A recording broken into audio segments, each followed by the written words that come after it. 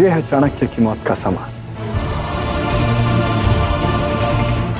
दुनिया ने इससे ज्यादा खौफनाक मौत आज तक नहीं देखी होगी।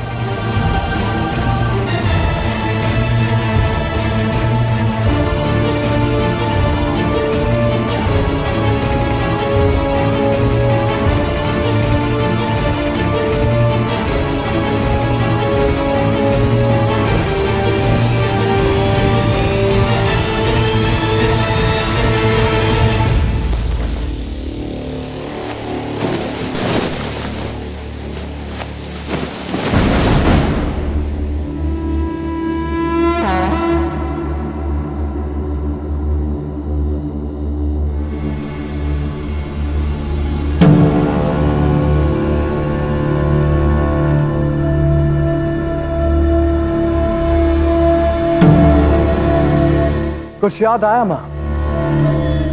आपके बेटे को जिसने ललकारा था उसकी मौत कुछ उसी तरह होनी चाहिए जैसी आपको पसंद हो। रहम मलिक रहम, रहम, रहम। कल चाणक्य की मौत एक मिसाल बनेगी और उसकी आखिरी चीखें सदियों तक पूरे भारत को सुनाई देगी।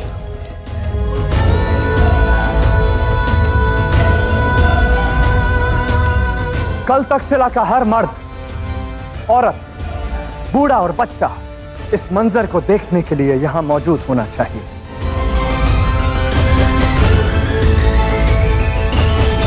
जो मेरा नाम मिटाने चला था, अब मैं उसका नामो निशान मिटा दूंगा। बेशक पोरस मेरे वार से बच गया हो, लेकिन कल चाणक्य की मौत से मैं उसकी हिम्मत और हौसला तोड़ दूंगा।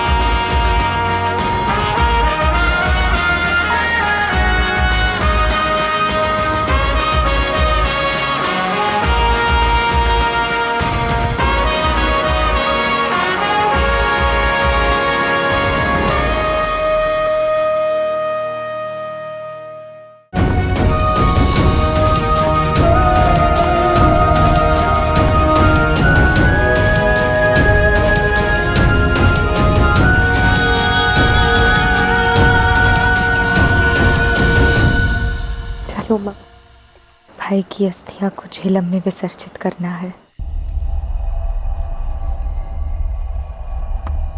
नहीं लाची, सुमेर का अस्थि विसर्जन नहीं होगा।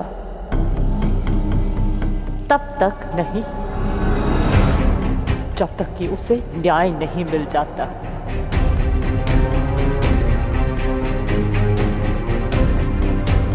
ये अस्थि कलश यहीं रहेगा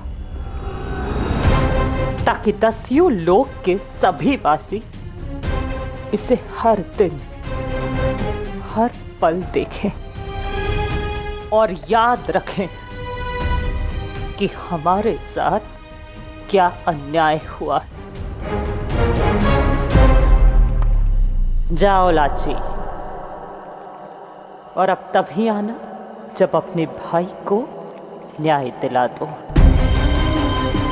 तभी सुमेर की अस्थियां झेलम में विसर्जित करोगे तुम।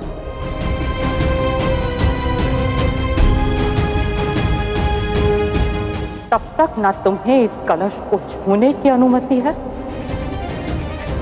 और ना ही दस्यु लोक में आने की।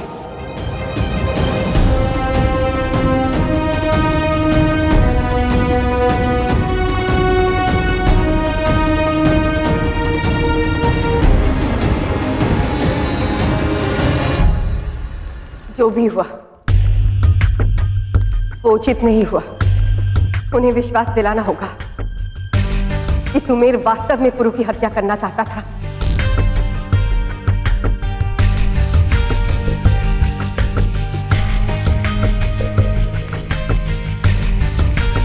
मैं उनकी भावनाएं समझ सकती हूँ पुरु। उनके लिए स्वप्न में भी सुमेर देशद्रोही नहीं हो सकता, इसीलिए उन्होंने तुम्हें घेरा।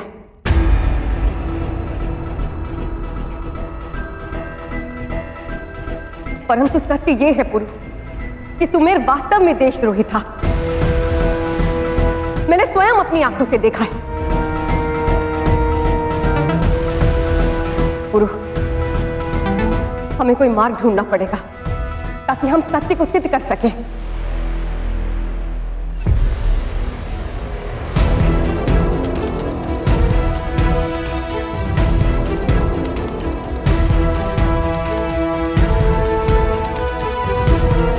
जाओ लाची, और अब तभी आना जब अपने भाई को न्याय दिला दो। तभी सुमेर की अस्थियां झेलम में विसर्जित करोगी तुम।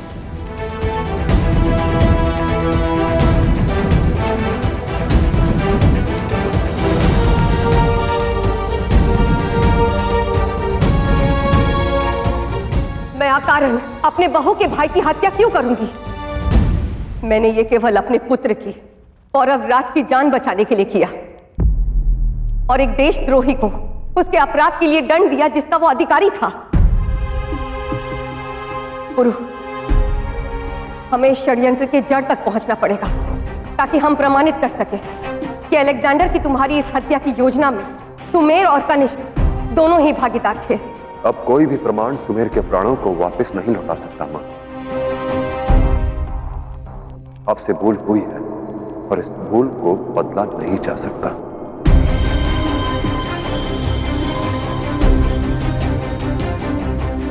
मुझसे कोई भूल नहीं हुई है पुरु।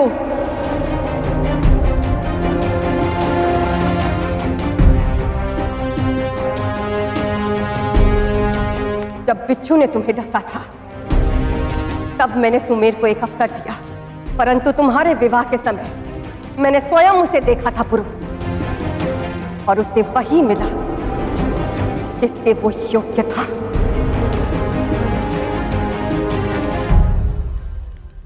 और यदि फिर भी किसी को यह लगता है कि मैं दोषी हूं, तो मुझे उससे कोई अंतर नहीं पड़ता, क्योंकि मैं जानती और मेरी आत्मा जानती है कि मुझे सुमेर की हत्या से कोई खेद नहीं है।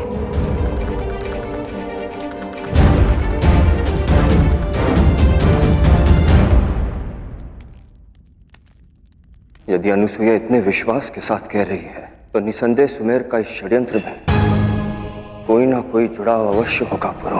सुमेर लाची का भाई है पिताश्री,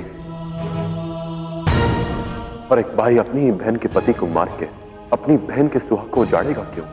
क्योंकि जब बात व्यक्तिगत लाभ और प्रतिकार की हो तो सारे संबंध पीछे छूट जाते हैं पुरु। और ये बात मुझसे अधिक कोई नहीं जान सकता। मेरे ही भाई ने मुझसे छल किया, मेरे ही भाई ने मेरे हाथों मेरे पति की हत्या करवा ली चाहिए। महाराज के भाई शिवदत्त सिंह ने, उनके पुत्र ने जो उनके साथ विश्वासघात किया, वो सबने देखा। जब मेरा भाई ये कर सकता है तो लाची का भाई भी ये कर सकता है पुरु।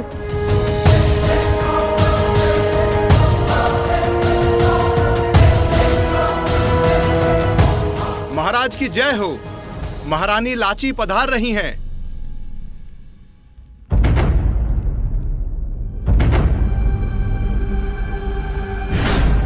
रुक जाओ लाची।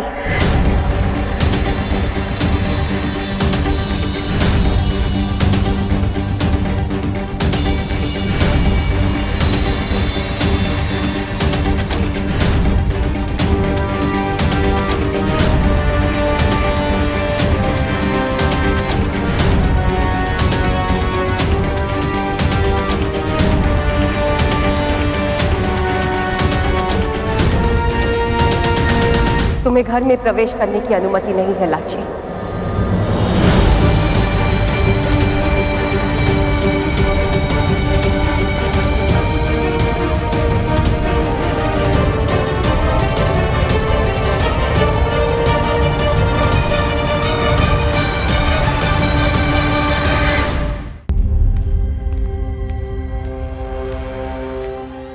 ये आप क्या कह रही हैं मां? लाशी मेरी पत्नी है, आप उसको अपने ही घर में आने से कैसे रोक सकती हैं? वही तो पुरु, अब वो तुम्हारी पत्नी है और अब ये घर उसका है, इसीलिए मैं उसे घर में आने से रोक रही हूं। इसीलिए वो प्रवेश नहीं कर सकती। वधू अपने घर में केवल गृह प्रवेश की विधि के बाद ही आ सकती है।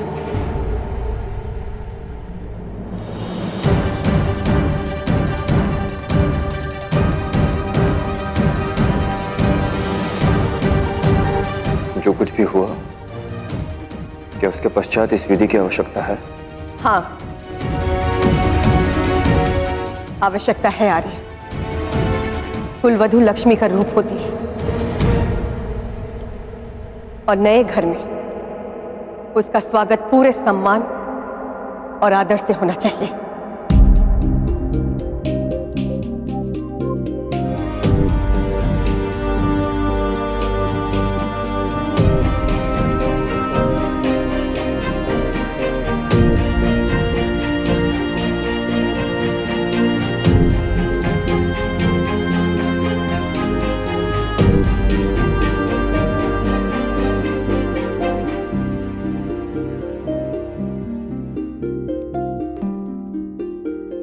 अब अपने दाहिने पैर से इस कलश को गिराकर कुमकुम के पैरों से गृह प्रवेश करो लाची।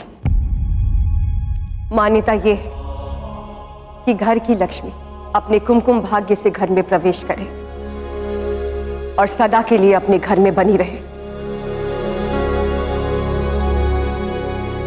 दाम्पत्य, उनका घर और उनका भविष्य सदा धन और धान्य से परिपूर्ण रहे। समृद्धि और सौभाग्य उनके कदम से कदम मिलाकर चले।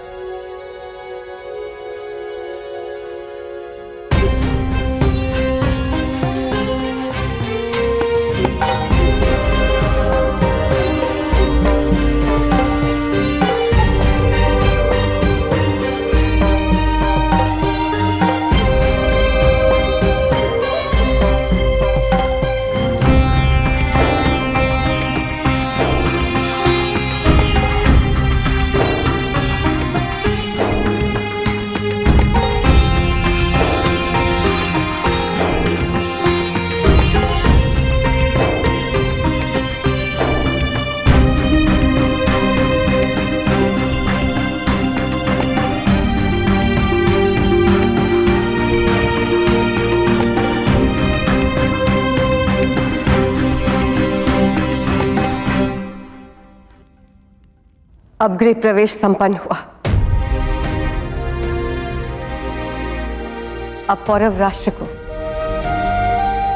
उसकी नई महारानी मिली आर्य। पौरव राष्ट्र की महारानी के रूप में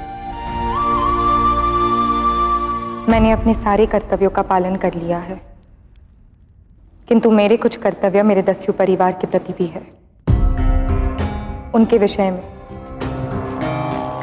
मैं मेरे पति से कुछ बात करना चाहती हूँ।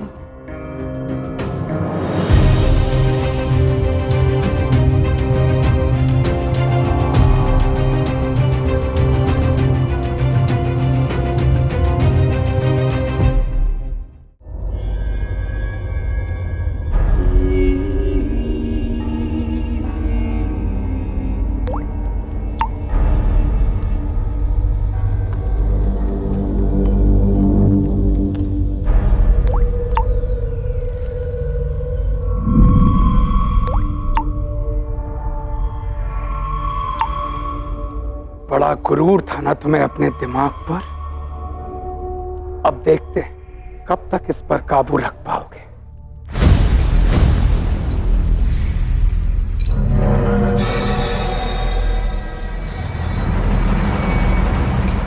पानी की ये नन्ही बूंदें धीरे धीरे तुम्हारे दिमाग को बगावत के लिए मजबूर कर देंगी। बड़े बड़े सूरमा पागल हो जाते हैं, सोचने समझने की ताकत को गवा बैठते हैं। अगर मेरे प्रारब्ध में विक्षिप्त होकर मरना लिखा है तो मुझे स्वीकार है, लेकिन अलेक्जेंडर ने जो कांटे बोए हैं उनकी चुभन तो उसे सहन करनी ही होगी।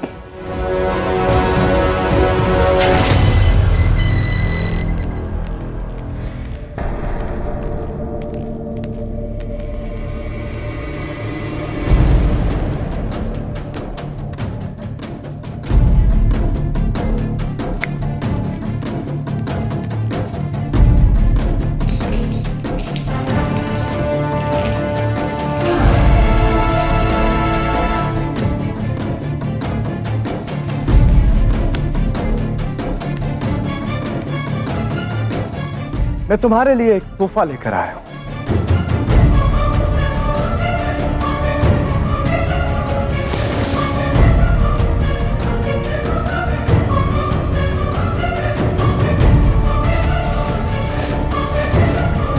कुछ याद आया? ये तोहफा देते वक्त तुमने मुझसे क्या कहा था? वस्त्र यदि अपनी इच्छा से बुना हुआ हो तो उसे फाड़ना नहीं पड़ता, बस उचित धागे को खींचिए और वस्त्र फिर से आपके सामने धागा बनकर उपस्थित होगा, जिसे फिर आप मन चाहे रूप में बुन सकते हैं।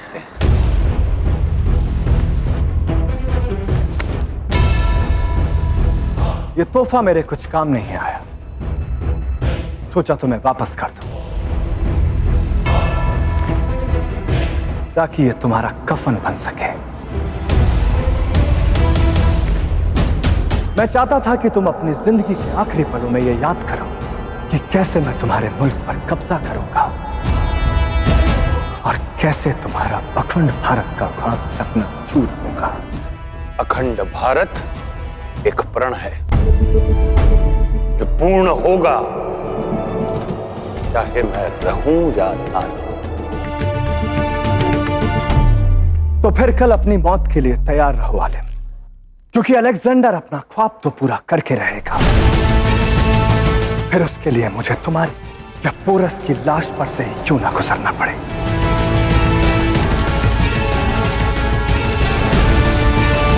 जो इस तुच्छ शिक्षक की अंतिम इच्छा को पूरी नहीं कर सकता, वो संपूर्ण भारत पर अपने आधिपत्य के स्वप्न को क्या पूरा करेगा?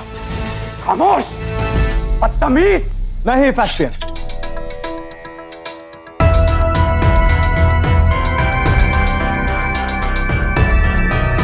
कहो आलिम, क्या है तुम्हारी आखिरी ख्वाहिश? बहुत सरल इच्छा है। मैं इस देश के लिए जन्मा हूं, देश की माटी से जन्मा हूं। मृत्यु से पहले अंतिम बार इस माटी का आलिंगन करना चाहता हूं। अंतिम बार स्वतंत्र भारत की हवा में श्वास लेना चाहता हूं।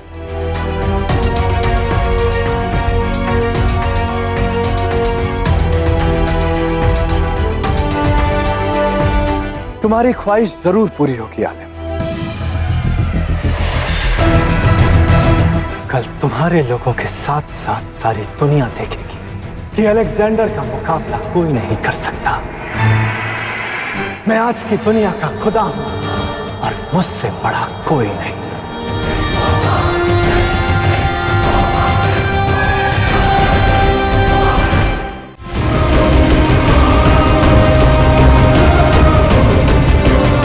आज सिर्फ तक्षशिला ही नहीं, पूरी दुनिया ऐसी मौत देखेगी जैसी उन्होंने कभी नहीं देखी हो। मैंने अपना पत्नी धर्म निभाया है और अब आपको अपने राजा होने का धर्म निभाना होगा।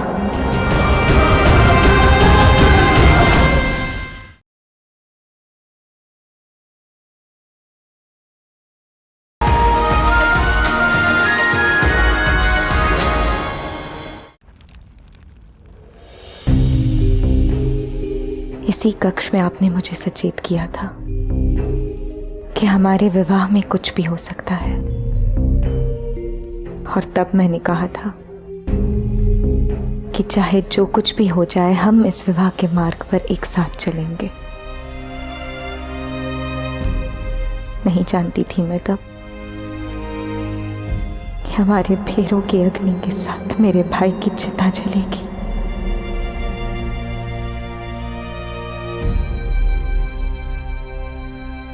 मेरे वश में होता तो मैं बीते समय में लौटकर सब कुछ बदल देता लाची।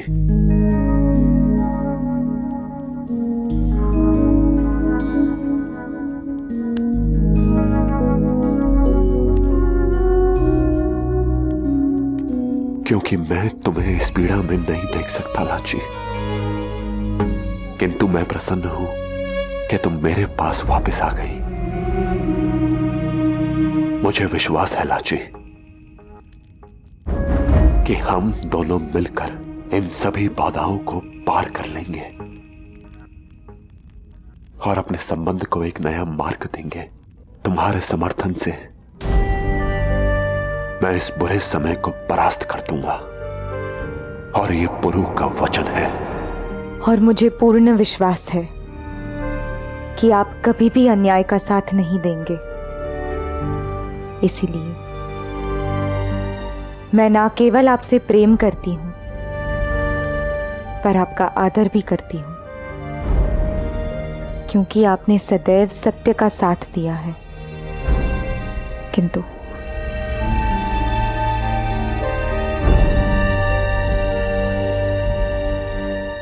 मेरे यहां आने का उद्देश्य कुछ और है। भाई की अस्थियां को अब तक झेलम में विसर्जित नहीं किया है पुरु, और जब तक मैं उसे न्याय नहीं दूंगी तब तक ना ही भाई की आत्मा को शांति होगी और ना ही दस्युलोक का रोष। तुम कहना क्या चाहती हो लाची? यही कि विवाह के समय हमने 4 फेरे लिए थे, और अब समय आ गया है कि हम अपने पहले फेरे का सम्मान करें, धर्म का। मैंने अपना पत्नी धर्म निभाया है, और अब आपको अपने राजा होने का धर्म निभाना होगा।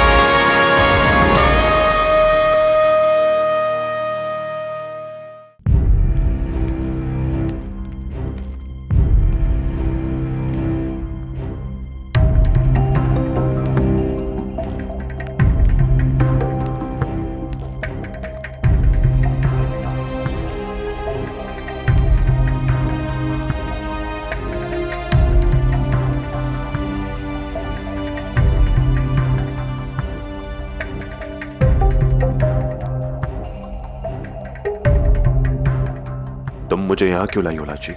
क्योंकि यहीं आपका तुलादान हुआ था महाराज, और मुझे विश्वास है कि इस रस्म को राज्याभिषेक के समय करने का उद्देश्य आप जानते होंगे। हाँ लाची, इस रस्म का प्रतीक है कि एक तुला के भांति एक राजा न्याय और सत्य के संतुलन को बनाए रखेगा। जो कोई भी उसके पास न्याय मांगने आएगा उसे न्याय अवश्य मिलेगा। तो न्याय दीजिए महाराज।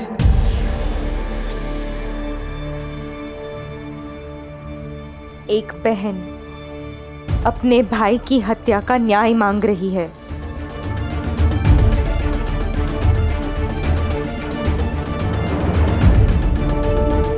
मैं समझ गया कि तुम क्या कहना चाहती हो लाची। हाथ में तलवार पकड़े फेरे लिए थे हमने, पर तब ये नहीं सोचा था कि विवाह के पश्चात उसी तलवार की धार पर चलना होगा हमें।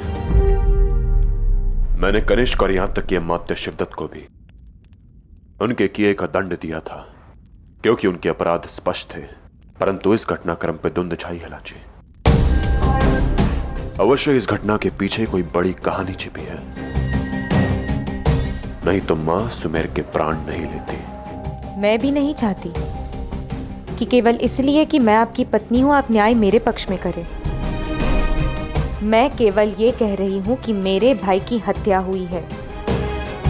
यदि वो दोषी सिद्ध हुआ तो मैं अपना वचन पालन करते हुए दस्यु लोक के विरुद्ध आपके साथ खड़ी रहूंगी, जैसे मैं आज खड़ी रही थी। किंतु यदि ये प्रमाणित नहीं हुआ कि उसने आपके प्राण लेने का प्रयास किया था, तो आपको दृढ़ होकर न्याय करना होगा।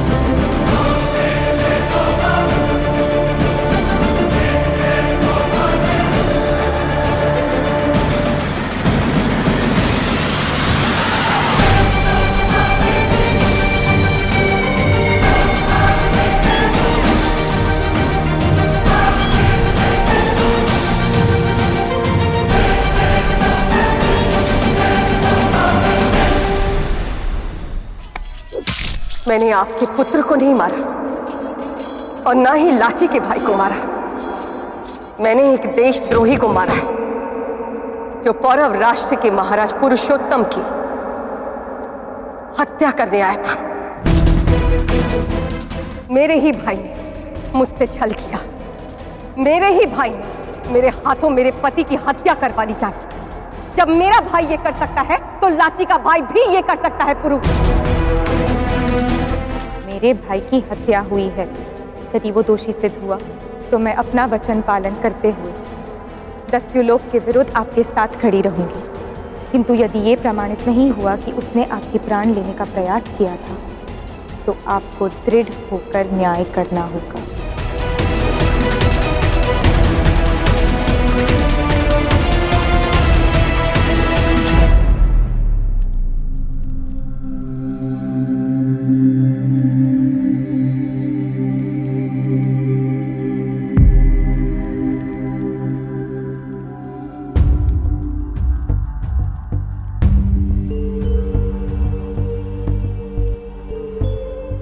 लाची की मांग अनुचित नहीं है पुरु।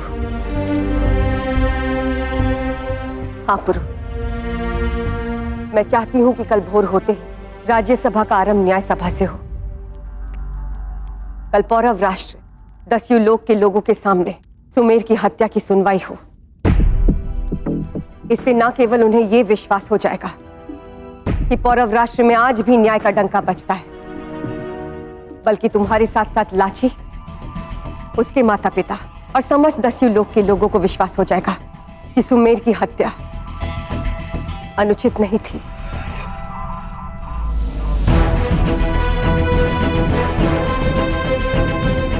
किसी दुविधा में मत पड़ो पुत्र। मैं चाहती हूं कि कल जो सिंहासन पर बैठे और न्याय करे वो मेरा पुत्र नहीं, बल्कि पौरव राष्ट्र का राजा हो। और हर राजा का धर्म है न्याय करना। पुरु, मैंने पहले भी यही कहा था और अब भी ये कहूंगी कि सत्य और धर्म के सामने कोई संबंध बड़ा नहीं होता। ये मत सोचना कि न्याय तुम्हारी पत्नी मांग रही है और अपराधी तुम्हारी मां है। साक्ष्य और सत्य, इन दोनों को ध्यान में रखना पुत्र।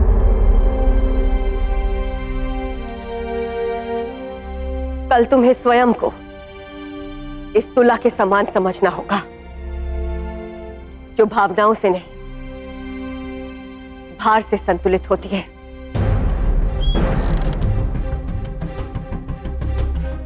और आशा करती हूं गुरु कि तुम भी न्याय और सत्य को संतुलित कर पाओगे। मैं आपकी आशा को अवश्य पूरा करूंगा मां।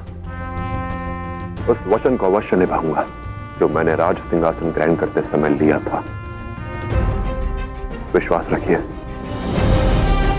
न्याय की इस तुला पर साक्ष और सत्य का संतुलन बना रहेगा।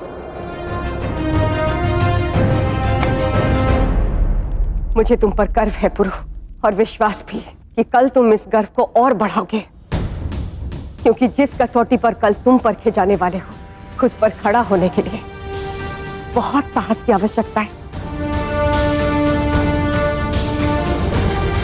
न्याय करना हर राजा के वश में नहीं होता।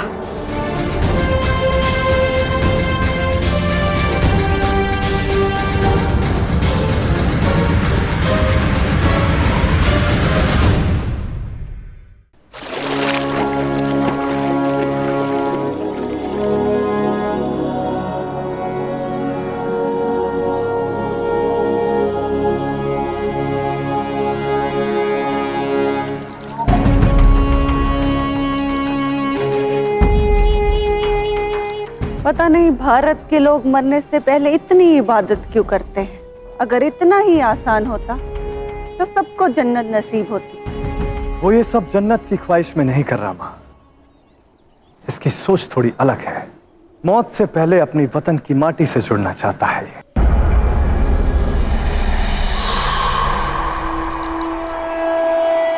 इसलिए इस आखिरी ख्वाहिश की इजाजत मैंने इसे दे दी थी, क्योंकि जब ये मरेगा तो यही माटी इसे याद दिलाएगी कि भारत की इसी माटी पर अलेक्जेंडर अपनी हुकूमत करने वाला है।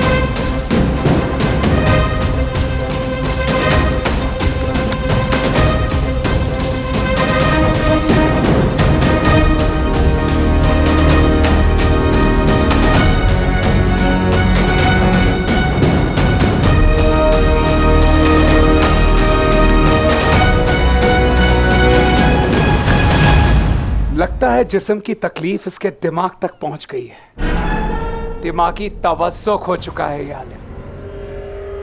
बेहतर है, जिसे अपने दिमाग पर इतना गुरूर था, अब वो अपने लोगों के सामने ही पागलों की मौत मरेगा, जैसा आप चाहते थे।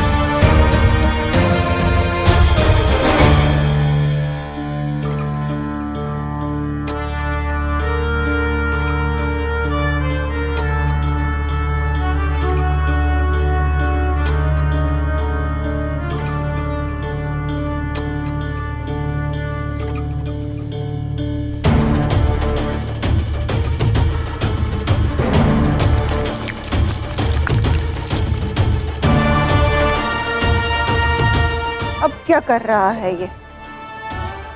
अपि स्वर्णमयी लंका नाम लक्ष्मण रोचते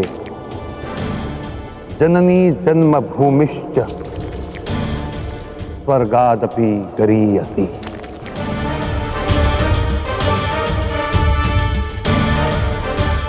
भगवान राम ने लक्ष्मण से कहा कि सोने की लंका भी उनका ध्यान अयोध्या की मिट्टी से हटा नहीं सकती, क्योंकि जन्म देने वाली मां और मातृभूमि की मिट्टी स्वर्ग से भी महान होती है।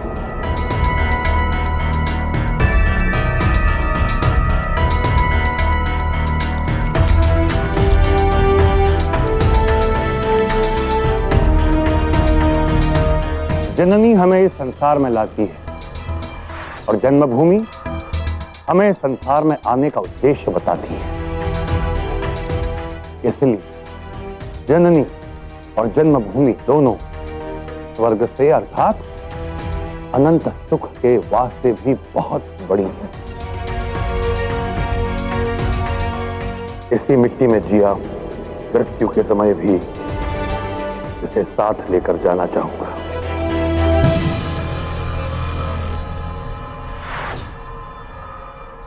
मेरी अंतिम इच्छा पूर्ण करने के लिए बहुत बहुत धन्यवाद सम्राट। अब मैं सज्ज हूं।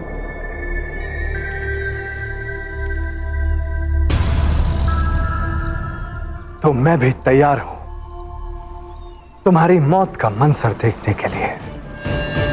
ले जाओ इसे हेफेस्टियन।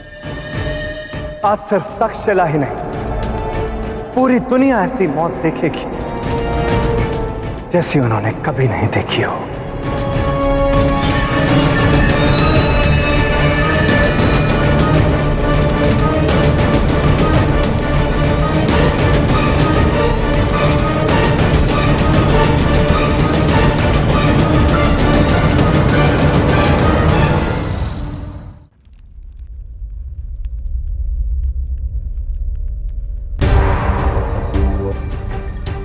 समय आ गया है पुरो।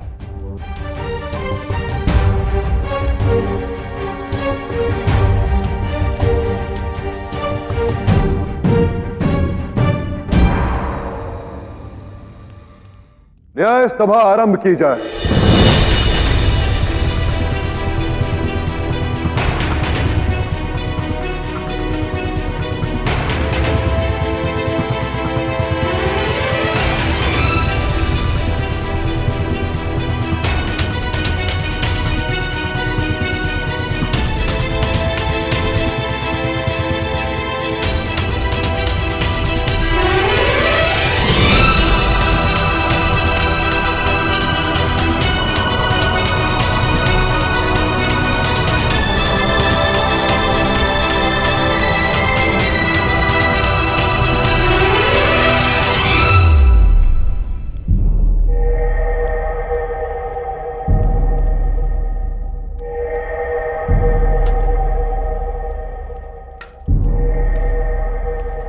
इस न्याय सभा का आह्वान महारानी लाची की मांग पर हुआ है और राजमाता अनुसुईया को दस्यु राजकुमार सुमेर का प्यारा मानती है।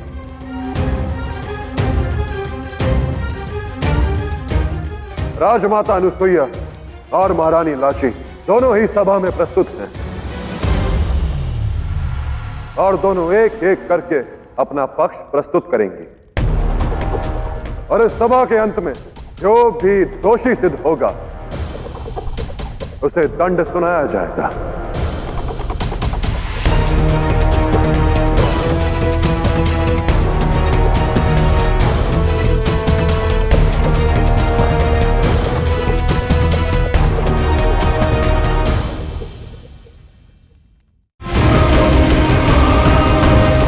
अलविदा आलिम, अफसोस रहेगा कि तुम मेरी ओर क्यों नहीं थे। क्या सुमेर के विरुद्ध आपके पास कोई प्रमाण है राजमाता? नहीं।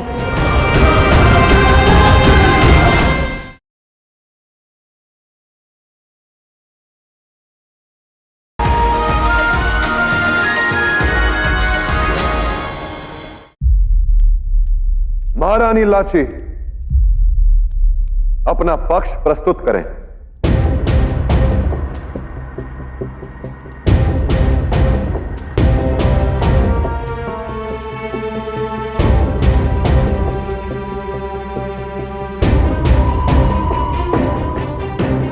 महाराज, मेरे भाई दस्यु कुमार सुमेर को देशद्रोही समझकर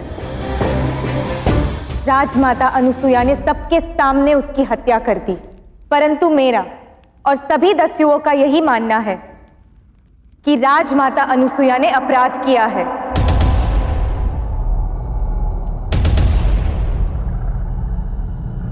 क्योंकि आप स्वयं जानते हैं कि वो आपका सौतेला भाई कनिष्क था जिसने अलेक्जेंडर के साथ मिलकर आपकी हत्या करने का षड्यंत्र रचा था, और मेरा भाई आपको उस आक्रमण से बचाने का प्रयास कर रहा था।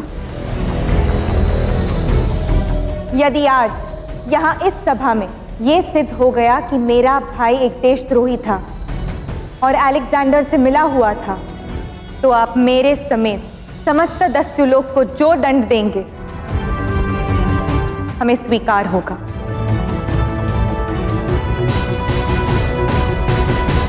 किंतु ये सिद्ध करने वाले समस्त साक्ष्य सबके सामने प्रस्तुत होने चाहिए।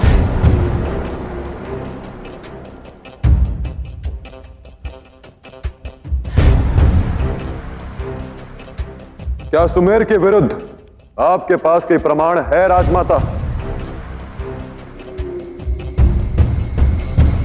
हाँ, मेरे पास सुमेर के विरुद्ध प्रमाण है।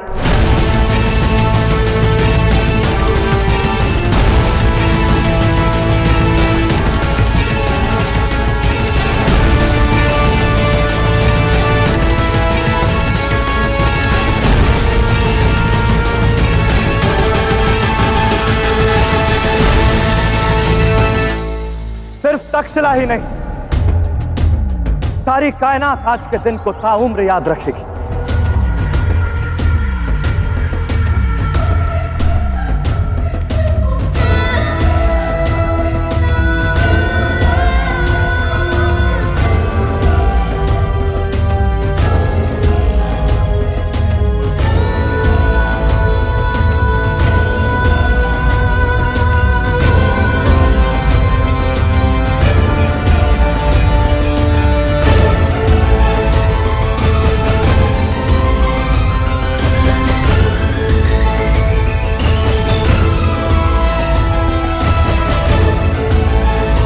आचार्य चाणक्य को अपनी कर्म भूमि में ऐसी भयानक मृत्यु प्राप्त होगी, ऐसा स्वप्न में भी नहीं सोचा था।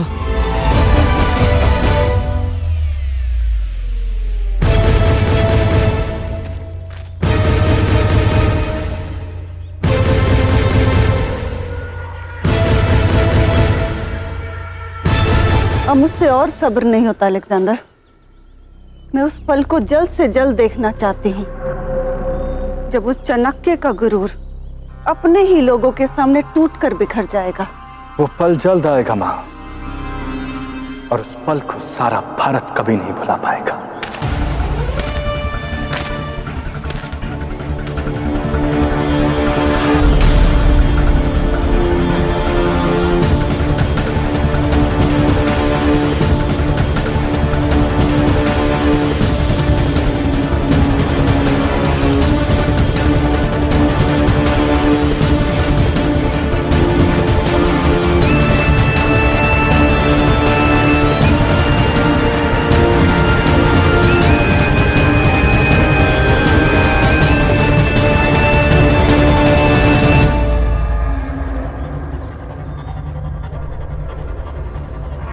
आचार्य चाणक्य की ये दशा? जब मृत्यु सामने हो तो बड़े से बड़ा विद्वान भी अपना विवेक खो देता है। विश्वासघाती चाणक्य के साथ ऐसा होते हुए देखकर मैं बहुत प्रसन्न हूं।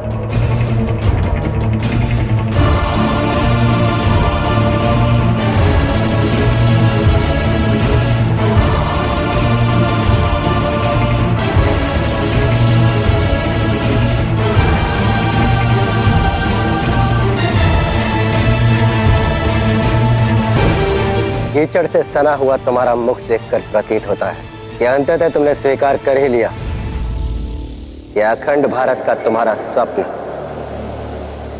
कभी पूरा नहीं होगा।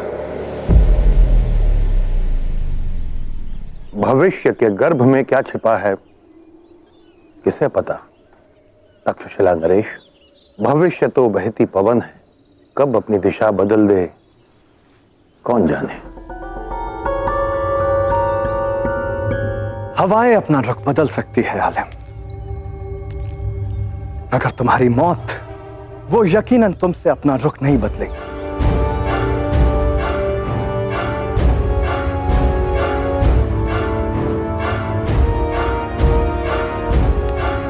तक्षशिला वालों, तुम आज इस सीख के चश्मदीद बनोगे कि अलेक्जेंडर के खिलाफ जाने वालों का हश्र क्या होता है। तुम लोगों के लिए चाणक्य दुनिया के बेहद चातुर दिमागों में से एक, पर आज तुम देखोगे कि अलेक्जेंडर की ताकत के सामने हर दिमाग और हर सोच अपने घुटने टेक देती है।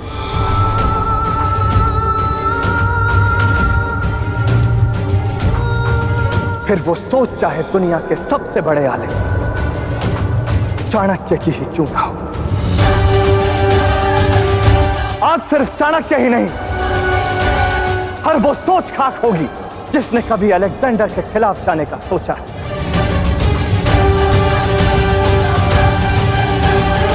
हिफेस्टियन, वक्त आ गया। मौत को ज्यादा देर इंतजार नहीं करवाना चाहिए।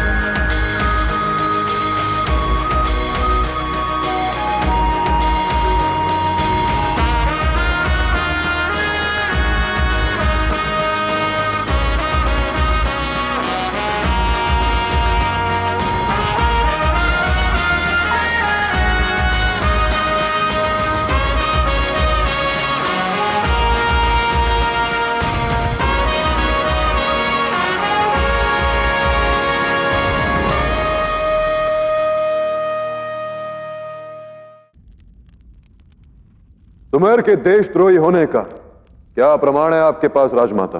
भस्म की विधि के ठीक पहले मैंने सुमेर को भस्म कलश लेते हुए देखा था।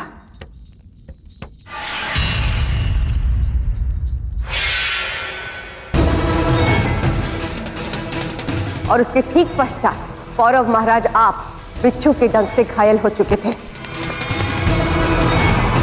विवाह के समय मुझे उसके विचित्र व्यवहार पर संदेह हुआ। वो बार बार किसी ना किसी को संकेत कर रहा था, और जब वो लाची को मंडप पे लाने के लिए गया तब भी उसका व्यवहार ऐसा लग रहा था जैसे वो कुछ करने वाला। कदाचित सुमेर ने उन आक्रमणकर्ताओं को इस उत्सव में प्रवेश करवाया, अन्यथा इतनी जटिल सुरक्षा चक्र को भेदना किसी बाहर वाले के वश की बात नहीं। ये कार्य किसी अपने का ही था।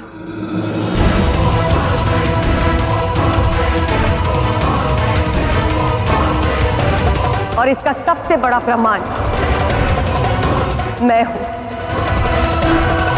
क्योंकि स्वयं मैंने अपनी आंखों से सुमेर को कौरव महाराज पर आक्रमण करते हुए देखा था।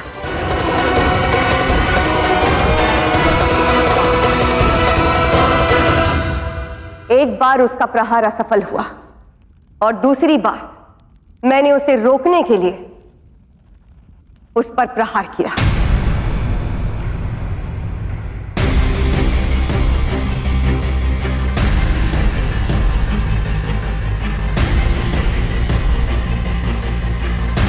क्षमा करे राजमाता, किंतु ये कोई प्रमाण नहीं है। इसमें से कुछ ऐसा है जो आपने देखा है और कुछ ऐसा जो आपने सोचा और एक धारणा बना ली है। यदि आपके अतिरिक्त भी किसी और ने ये घटनाएं देखी हो तभी ये तथ्य प्रमाण माने जा सकते हैं। महारानी लाची उचित कह रही है राजमाता।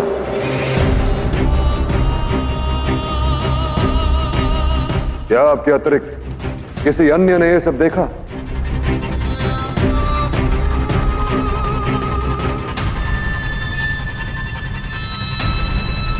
नहीं, और यदि केवल मेरे वचन मुझे निरपराध सिद्ध करने के लिए पर्याप्त नहीं, तो आप मुझे सुमेर की हत्या का जो भी दंड देना चाहें, मुझे स्वीकार है पौरव नरेश।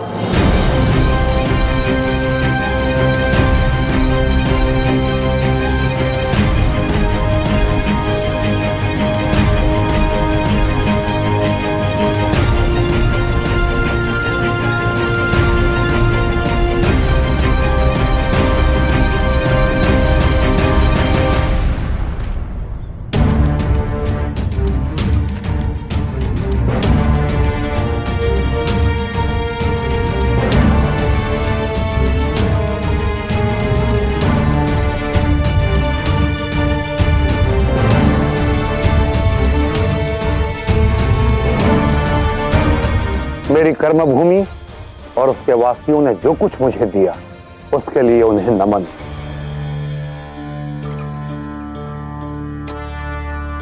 और बहुत धन्यवाद। अब मुझे आज्ञा दीजिए।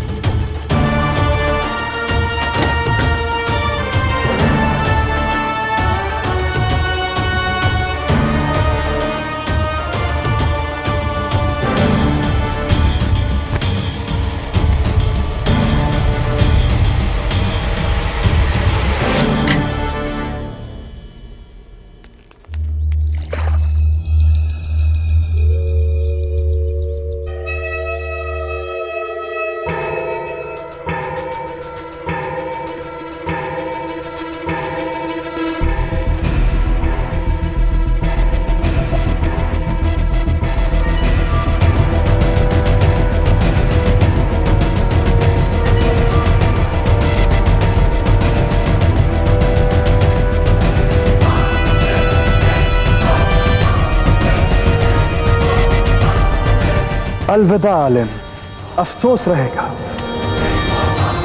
कि तुम मेरी ओर क्यों नहीं थे।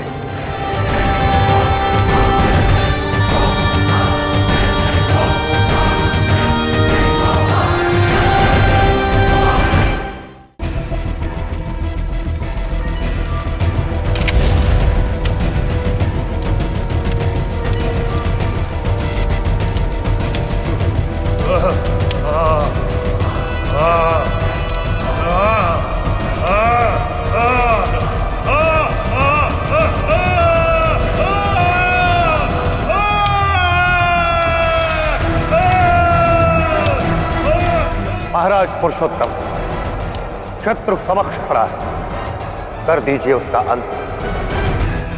देख क्या रहे महाराज, उठाइए तलवार, कर दीजिए उसका अंत, जो भारत की संस्कृति का अंत चाहता है।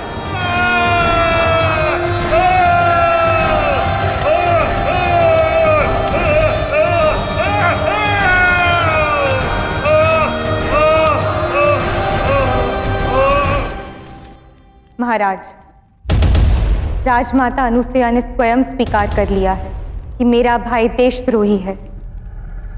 ये सिद्ध करने के लिए उनके पास कोई ठोस प्रमाण नहीं है। उसे अपना पक्ष रखने का अवसर दिए बिना ही उसकी हत्या की गई।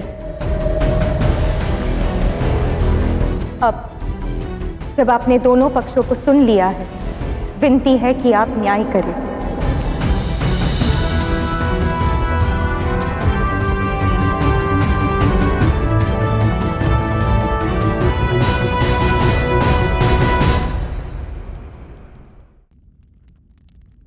क्या अपने बचाव में कुछ कहना चाहती हैं आप राजमाता?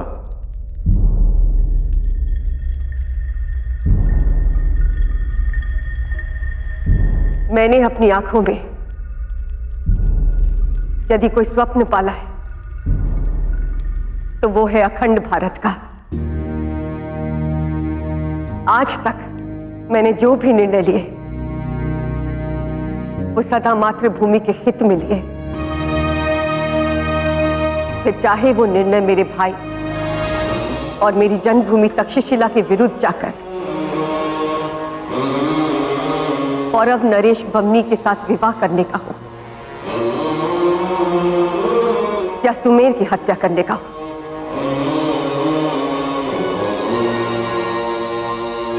मैं स्वीकारती हूं कि मेरे पास सुमेर को देशद्रोही प्रमाणित करने के लिए पर्याप्त प्रमाण नहीं है,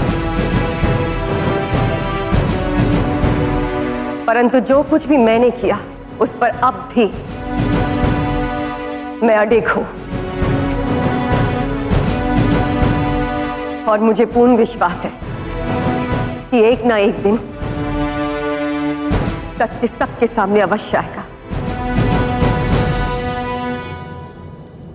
किंतु आज इस क्षण यदि पौरव महाराज पुरुषोत्तम को लगता है कि मैं दोषी हूं, तो सुमेर की हत्या करने का जो भी दंड मैं उसे स्वीकारती हूं। न्याय कीजिए महाराज, मैं सच हूं।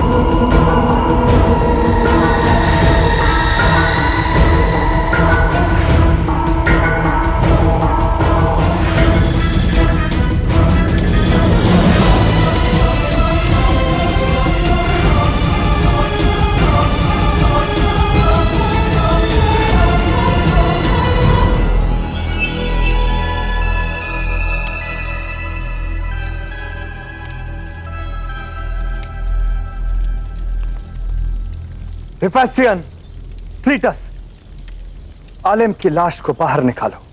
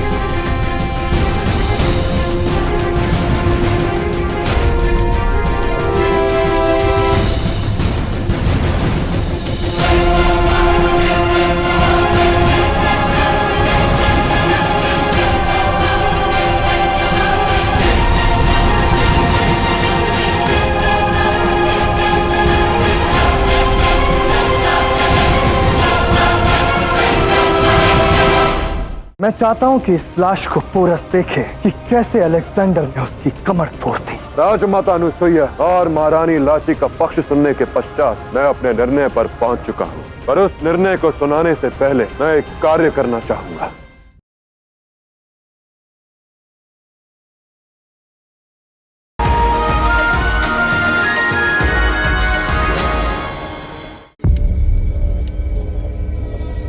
राजवैद, सुनिश्चित कीजिए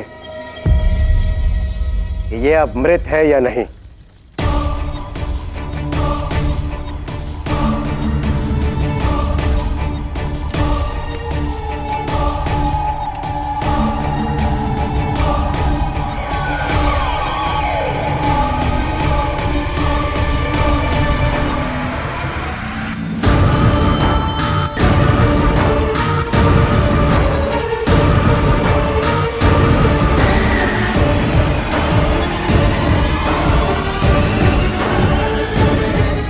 ये अब जीवित नहीं रहे।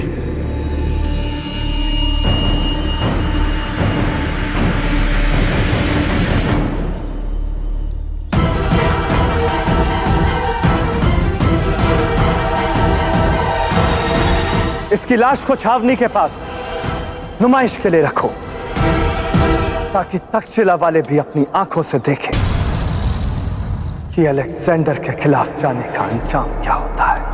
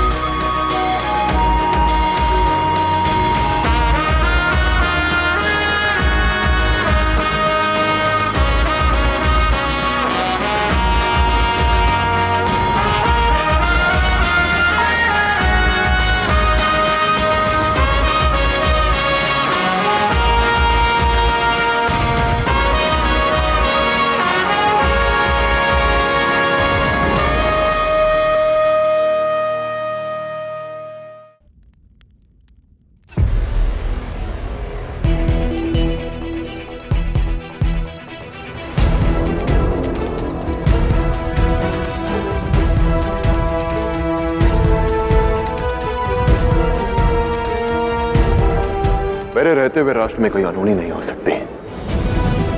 सत्य ही शुभ सिद्ध होगा। कल तुम्हें स्वयं को इस तुला के समान समझना होगा, जो भावनाओं से नहीं हार से संतुलित होती है। मैं आपकी आशा को अवश्य पूरा करूंगा मां। उस वचन को अवश्य निभाऊंगा जो मैंने राज सिंहासन ग्रहण करते समय लिया था। न्याय की इस तुला पर साक्ष और सत्य का संतुलन बना रहेगा। कौरव राष्ट्र के महाराज का पद लेते समय मैंने एक शपथ ली थी, मैं किसी भी परिस्थिति में सत्य का साथ नहीं छोड़ूंगा। और यह नहीं जानता था कि उस शपथ की परीक्षा मुझे इतनी शीघ्र देनी पड़ेगी।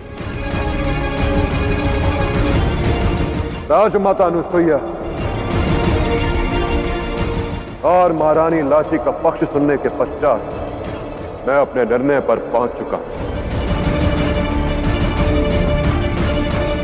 पर उस निर्णय को सुनाने से पहले मैं एक कार्य करना चाहूंगा।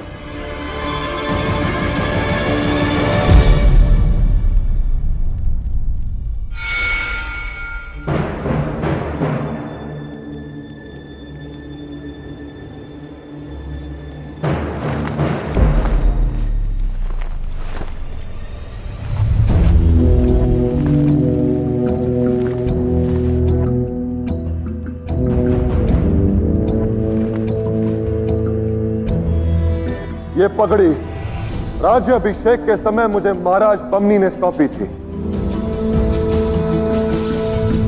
कौरव नरेश की यह पगड़ी सत्य, न्याय और धर्म का प्रतीक है।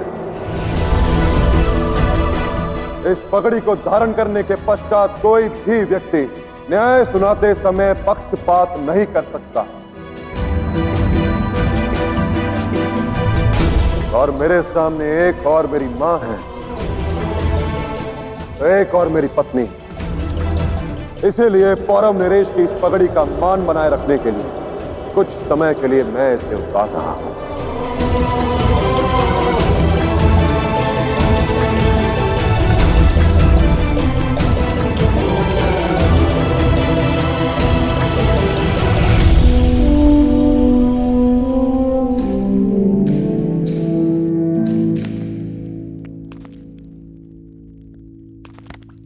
रुक जाइए बाबा, हमने अपना पक्ष रख लिया है। अब महाराज के निर्णय सुनने से पूर्व यदि हमने कोई भी प्रतिक्रिया की तो वो उतावलापन होगा।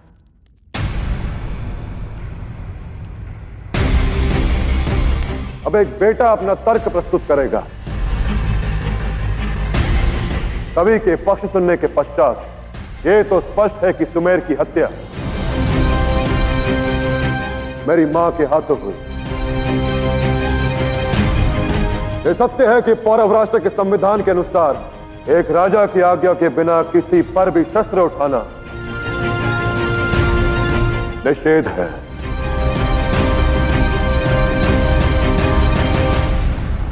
और सत्य यह भी है कि मेरी मां सुमेर को देशद्रोही सिद्ध नहीं कर पाई। इस घटना से लाची और उनका परिवार अधिक आहत हुआ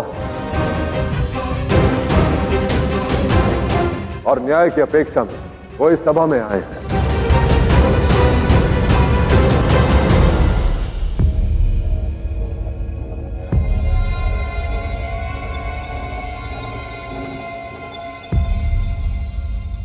यदि एक पुत्र अपना पक्ष रख रहा है तो एक पति होने के नाते हम भी अपनी बात कहने की अनुमति चाहते हैं।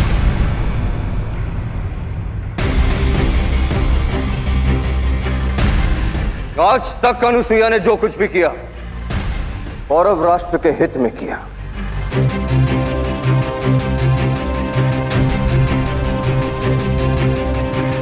यदि उन्होंने सुमेर पर प्रहार किया है तो निसंदेह उसके पीछे कोई बड़ा कारण अवश्य होगा। ऐसा कह आप मेरे पुत्र पे देशद्रोह का लांछन लगा रहे पौरव श्रेष्ठ, और वो भी तब जब राजमाता अनुसुईया इस न्याय सभा में मेरे पुत्र के विरुद्ध कोई भी प्रमाण प्रस्तुत नहीं कर पाए। प्रत्येक सत्य का साक्ष्य होना आवश्यक भी नहीं है दस्युराज। क्षमा चाहता, परंतु महाराज आप नहीं, गुरु है। और वैसे भी जिसका अपना पुत्र देशद्रोही हो उन्हें दूसरों के पुत्र पर लांछन लगाने का अधिकार नहीं। शांत हो जाइए दस्युराज। मैं शांत नहीं रह सकता महाराज, मुझे भी अपनी बात रखने का अधिकार है।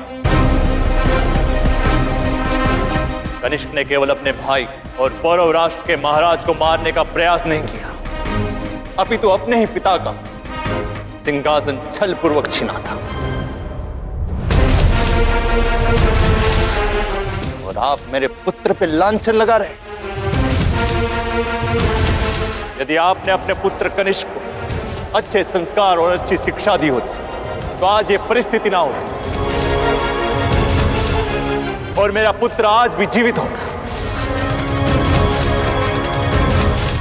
आप एक पिता के रूप में अयोग्य थे, इसी वजह से मेरे पुत्र को अपने प्राण खोने पड़े।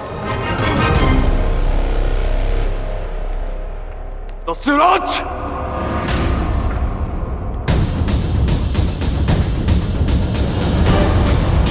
बस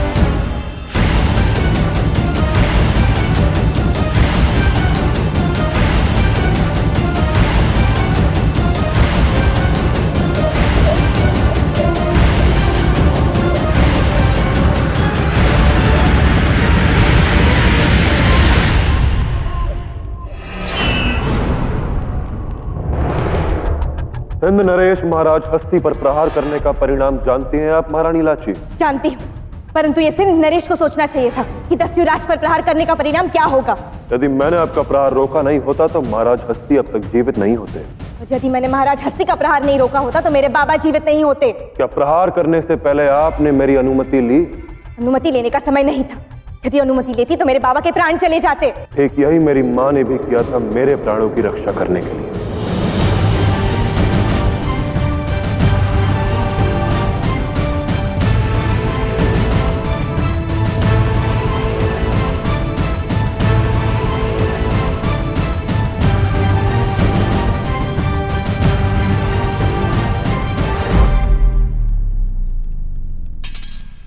वो मेरी अनुमति लेती तो सुमेर मेरे प्राण ले चुका होता।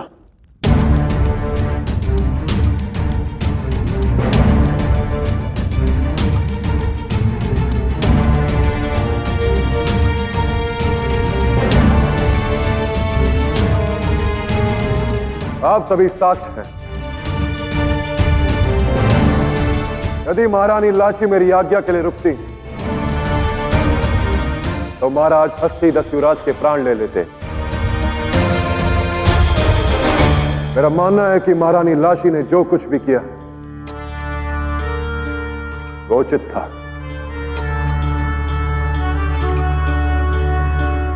तो क्या मेरी मां ने जो किया वो अनुचित था?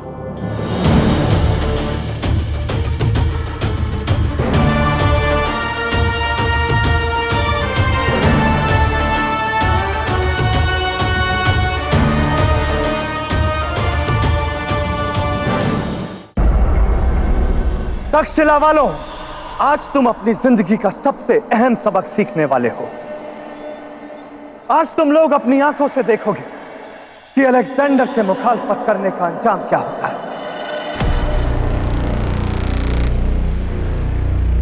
ले आओ चाणक्य की लाश, ताकि ये सब लोग उस शख्स का अंजाम देख सके जो ये सोचता था कि उसकी मौत इस मुल्क के लिए एक मिसाल बनेगी।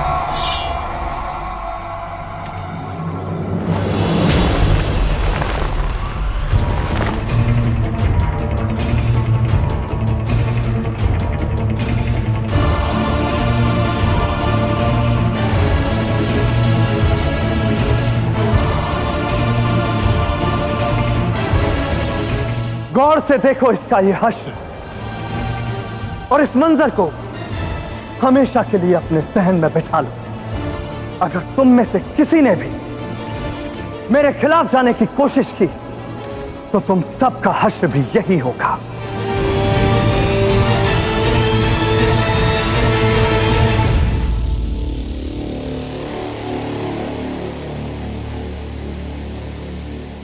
शाबाश अलेक्जेंडर, मुझे फक्र है तुम पर। चाणक्य की मौत तक्षशिला के लिए ही नहीं बल्कि पूरे भारत के लिए सबक साबित होगी। ये सिर्फ एक शख्स नहीं था मां, ये एक सोच थी, इस मुल्क भारत की सोच। और ये सोच थी कि ये लोग मेरे खिलाफ जंग करके मुझसे अपने मुल्क को बचा लेंगे। इसलिए मैंने इस शख्स को ही नहीं, उस सोच को भी खत्म कर दिया। और अब वो वक्त दूर नहीं मां जब ये पूरा मुल्क मेरी सोच से चलेगा। और ये सोने की चिड़िया भारत मेरी मुट्ठी में होगा।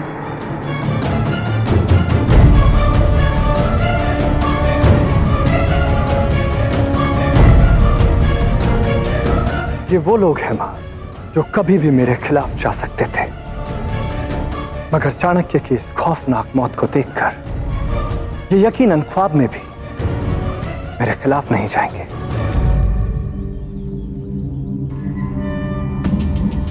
खौफ का हथियार कुछ ऐसा ही होता है मां,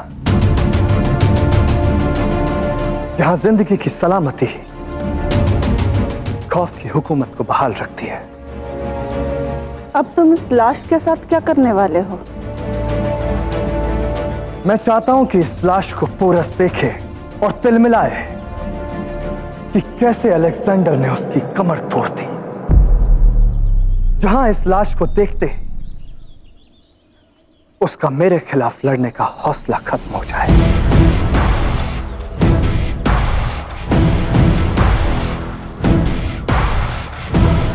ये लोग लाश को ले जाने के लिए आए। हम इनके साथ हमारे कुछ आदमी भेज देते हैं जो लाश को पौरव राष्ट्र तक ले जाएंगे। पर जहन में रहे फेस्टियन कि ये लाश पोरस तक सही सलामत पहुंचे, ताकि पोरस अपना मुस्तकबिल देखे और वो भी उस हश्र को देखे जो उसके साथ होने वाला है।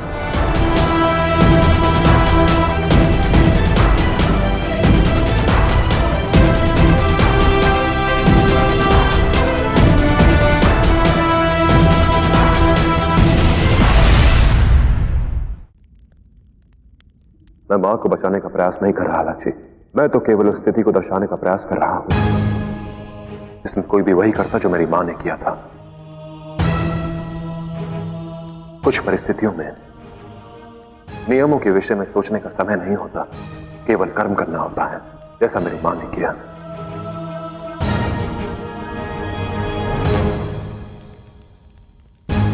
सुमेर अब तक एक देशद्रोही सिद्ध नहीं हुआ है क्योंकि उसके विरुद्ध हमारे पास कोई प्रमाण नहीं। पर केवल प्रमाण न होने के कारण हम ये नहीं मान सकते कि वो निर्दोष है। हो सकता है कि ऐसे बहुत से सत्य हों जिनसे ये सभा और हम अब तक अवगत नहीं।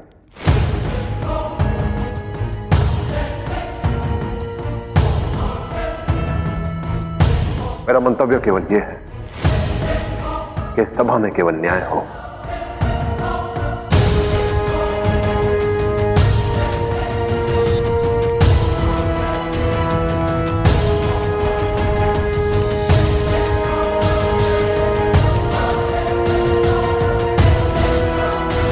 और न्याय होगा,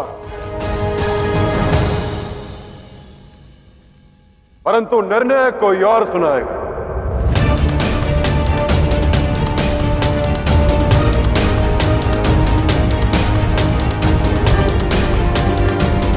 यदि राजमाता अनुसुईया सुमेर की हत्या के लिए दोषी है तो उन्हें उस अपराध के लिए क्या दंड मिलना चाहिए, यह निर्धारित।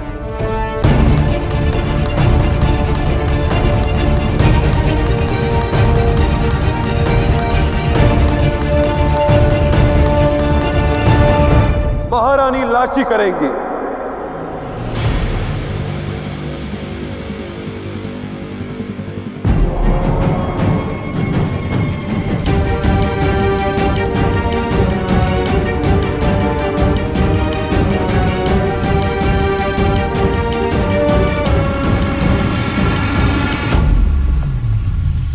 किंतु महाराज। हाँ लाची, पौरव राष्ट्र के संविधान में स्पष्ट है कि निष्पक्ष न्याय के लिए एक राजा न्याय का अधिकार किसी और को भी सौंप सकता है।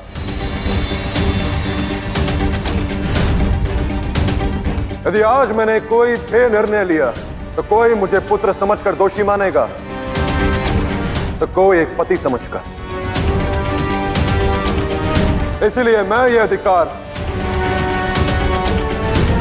तुम्हें सौंप रहा हूं।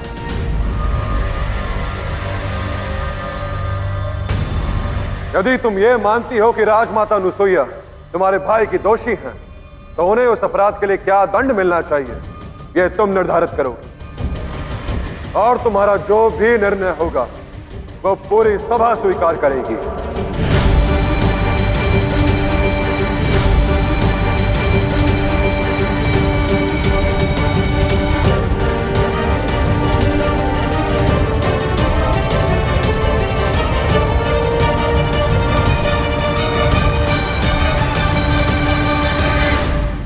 पौरवराज जाते वक्त चाणक्य की लाश गायब हो गई।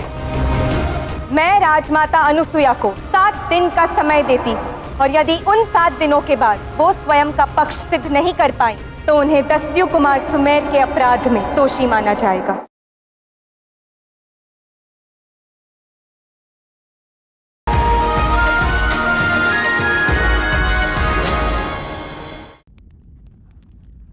आज जो महाराज पुरुषोत्तम ने किया है उसके लिए अत्यंत साहस की आवश्यकता होती है। किसी पर इतना विश्वास करना, उसके ऊपर इतना बड़ा उत्तरदायित्व सौंपना बहुत बड़ा कदम है।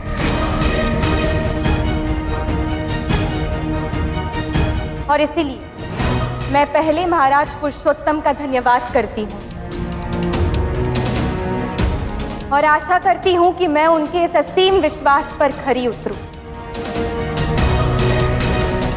और अब मैं अपने निर्णय की घोषणा करने वाली हूँ।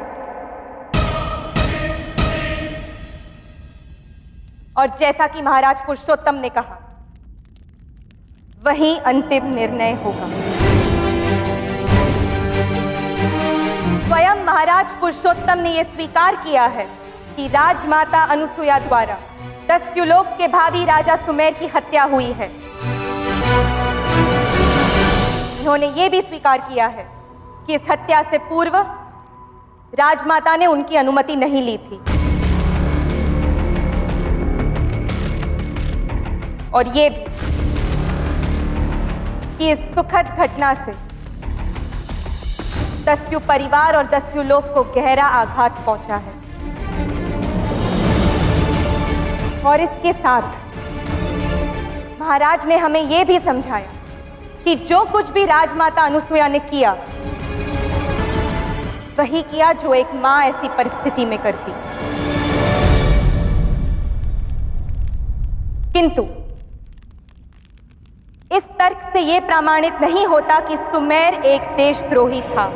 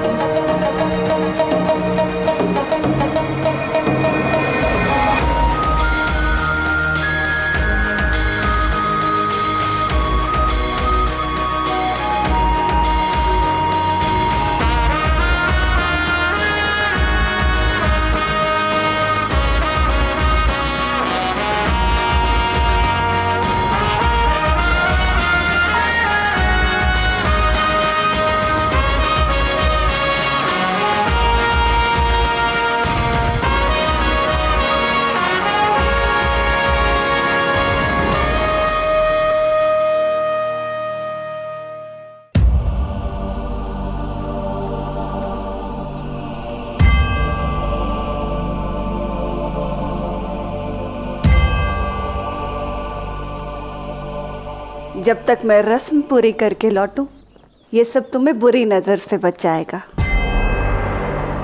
मेरी हिफाजत और सलामती के लिए आपको तक्षशिला से दूर जाकर ये टोटके करने की क्या जरूरत है मां?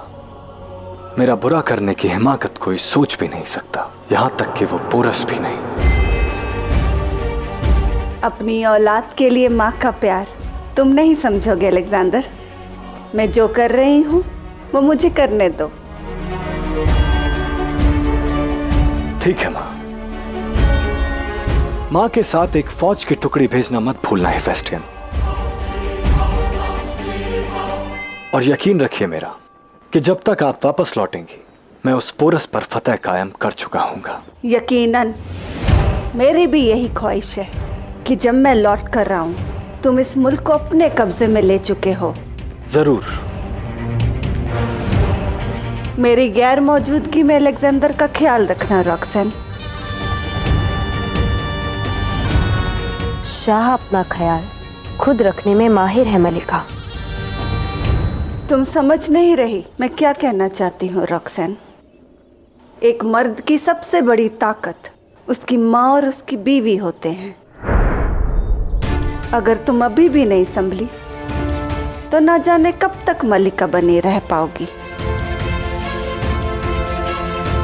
जो बात मैं तुम्हें समझा रही हूँ वो बात मैं बारसिन को भी कह सकती थी रॉक्सन, क्योंकि फिलहाल अलेक्जेंडर के जहन पर उसका असर तुमसे ज्यादा है। वो चाणक्य को यहाँ लाई थी। ऐसा करके उसने अलेक्जेंडर की ख्वाहिश को पूरा किया। कहीं ऐसा ना हो कि मैं लौट कर रहा हूं और यहाँ कुछ और हो जाए।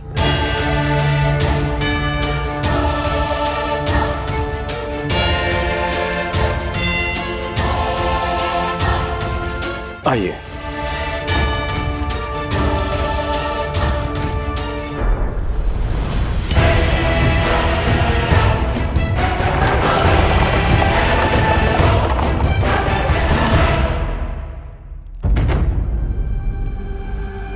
और अब अपना निर्णय सुनाने से पूर्व एक और सत्य है जिसे मुझे स्वीकार करना आवश्यक है,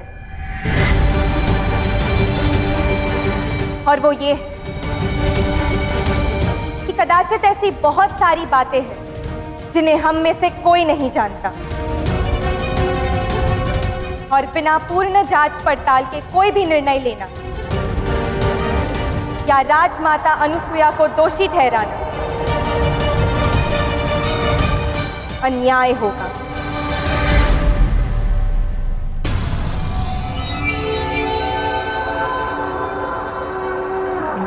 इसीलिए मैं राजमाता अनुसुईया को 7 दिन का समय देती हूं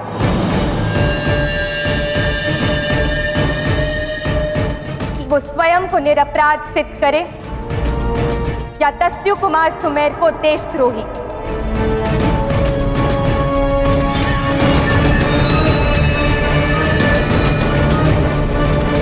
और यदि उन 7 दिनों के बाद वो स्वयं का पक्ष सिद्ध नहीं कर पाए तो उन्हें दस्यु कुमार सुमेर के अपराध में दोषी माना जाएगा।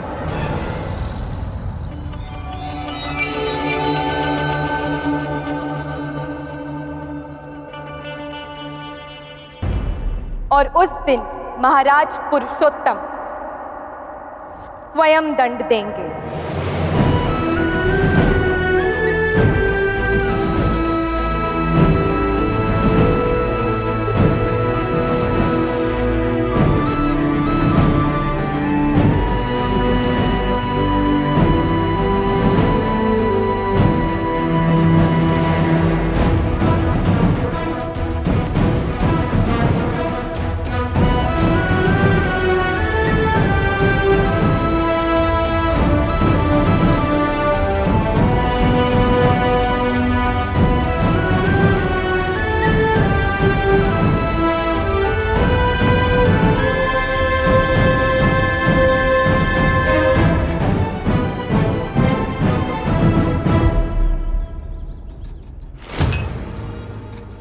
इस बात के लिए आपकी जितनी भी प्रशंसा की जाए वो कम है सम्राट।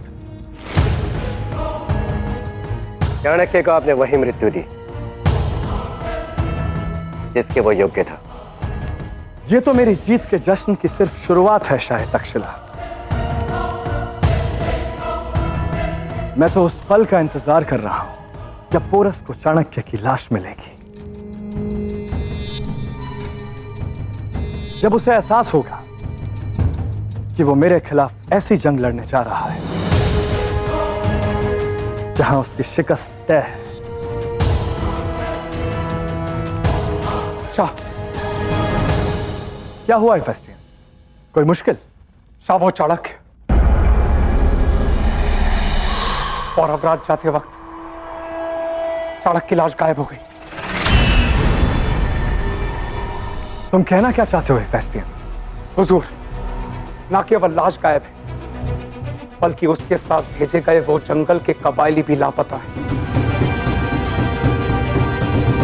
और उसके साथ भेजे गए हमारे सिपाहियों का भी ना कोई सुराग है और ना कोई खबर। ये कैसे संभव है? अब क्या शव स्वयं कहीं चला जाएगा? मुझे देखना होगा, कुछ तो गड़बड़ है। रुको, मैं खुद उस जगह जाना चाहूंगा। किस जगह? उसी जगह जहां से एक कहानी शुरू हुई थी। झेलम के किनारे, जहां मैं उस आलिम को उसकी मौत से पहले लेकर गया था, उसकी आखिरी ख्वाहिश पूरी करने।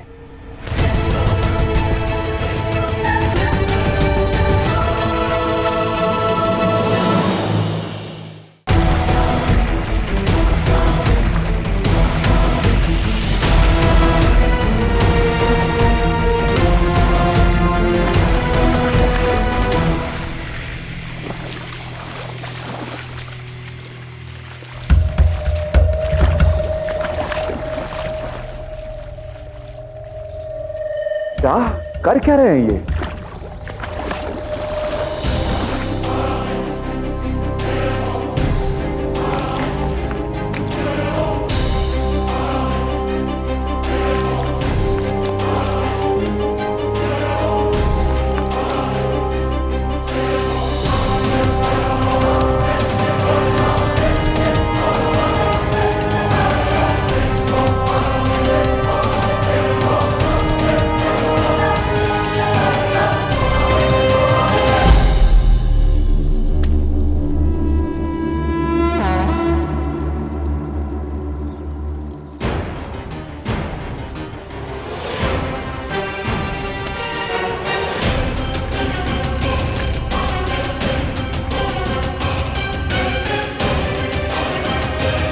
इसी मिट्टी में जिया हूं मृत्यु के समय भी इसे साथ लेकर जाना चाहूंगा।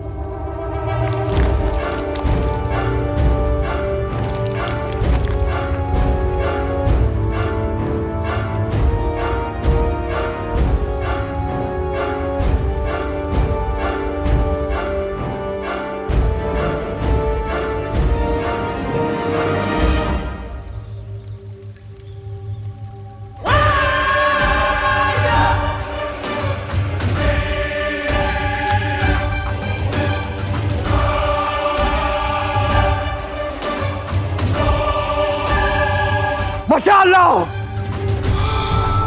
और मेरे जिस्म में आग लगा दो। बिल्कुल नहीं।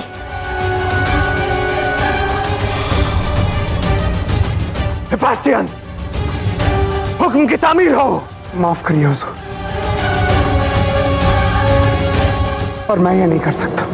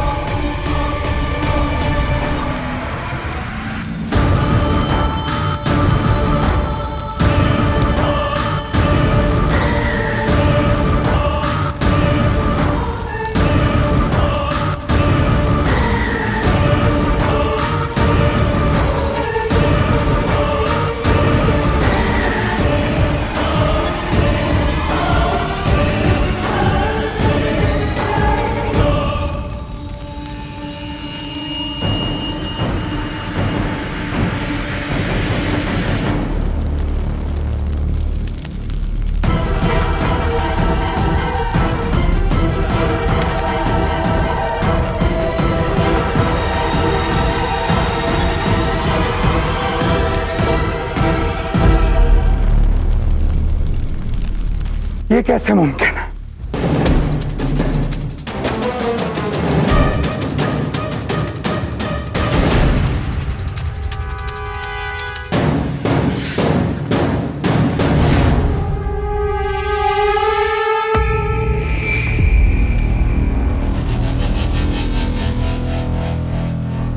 ये कोई साधारण मिट्टी नहीं है,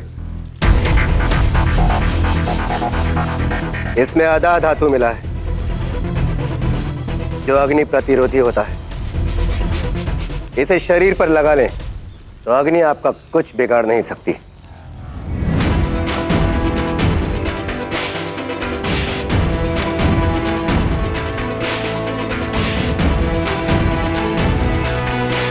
तो इसीलिए उस सालिम ने अपनी आखिरी ख्वाहिश अपनी मिट्टी से चुनना रखा था, ताकि वो जले नहीं।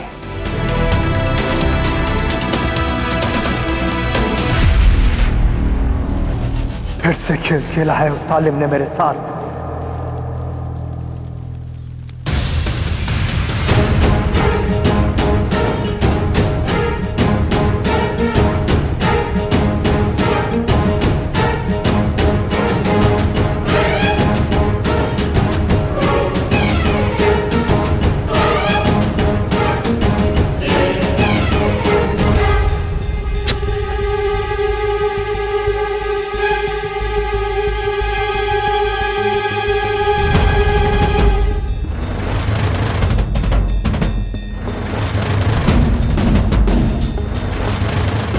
तीर तो फौज का नहीं है, जंगल में बनाया गया है।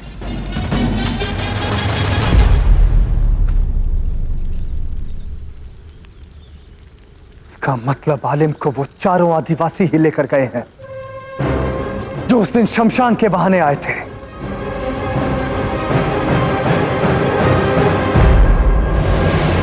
चाणक्य! चाणक्य! चाणक्य! चाणक्य!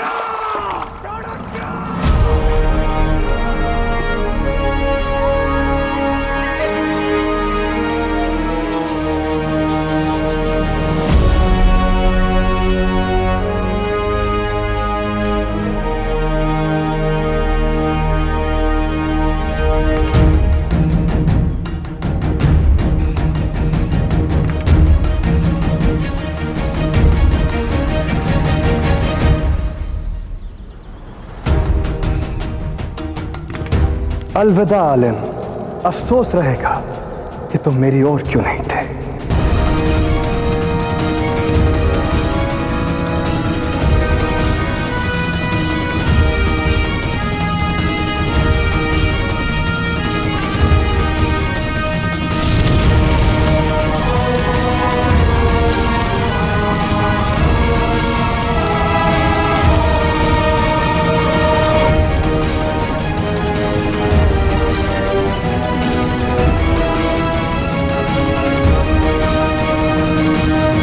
अभी भी बहुत कुछ ऐसा है हमारी संस्कृति और हमारे देश के विषय में जिसका ज्ञान तुम्हें नहीं अलेक्जेंडर। योग विद्या द्वारा मानव चाहे तो बहुत लंबे समय तक अपनी श्वास रोक सकता है। ये अब जीवित नहीं रहे। ये लोग लाश को ले जाने के लिए आए। हम इनके साथ हमारे कुछ आदमी भेज देते हैं जो लाश को पौरव राष्ट्र तक ले जाएंगे। बुद्धि विवेकः ज्ञानम् प्रचण्डम् राजनीतज्ञ विचारे अखण्डम्।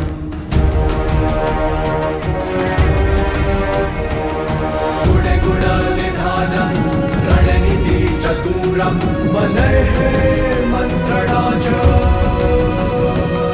प्रबलपथं प्रकाशम्।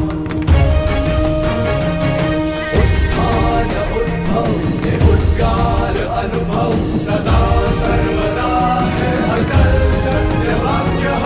चाणक्य चाणक्य चाणक्यः चाणक्य चाणक्य चाणक्यः।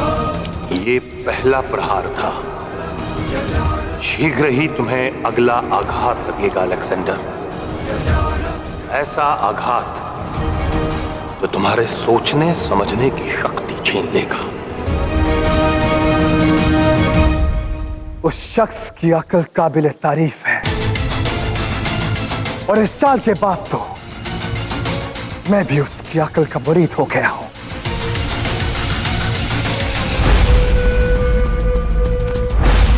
वो शख्स तो बाद में पकड़ा जाएगा, मगर उसके पहले मुझे वो वादा पूरा करना है जो मैंने अपने आप से किया है।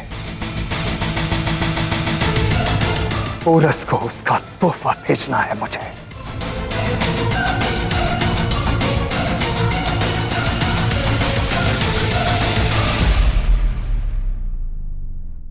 अब चाणक्य की जगह पोरस को उसी के भाई की लाश मिलेगी।